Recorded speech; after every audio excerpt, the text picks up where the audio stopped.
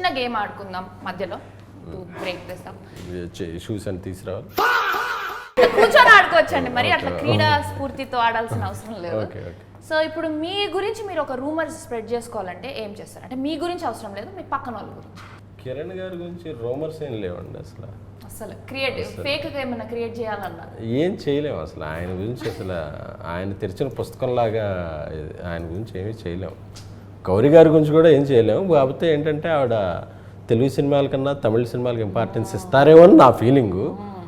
అది అందుకే Chennai love story అనగానే వెంటనే చేసింది. టైటిల్ ఏంటి సార్ అని చెన్నై అయితే I mean sir what spontaneous reaction అనుకున్నా.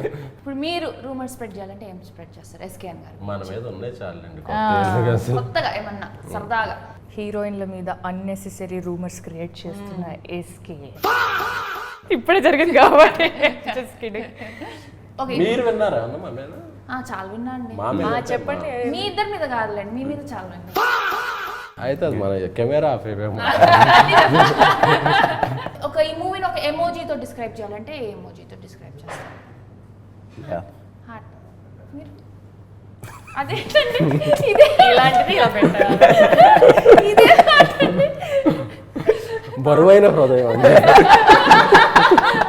ఇప్పుడు బేబీ మూవీలో ఎండింగ్ తొలి ప్రేమకి మరణం లేదు అని ఎండ్ చేశారు. ఈ మూవీలోనేమో తొలి ప్రేమ తోపు కాదని అంటున్నారు.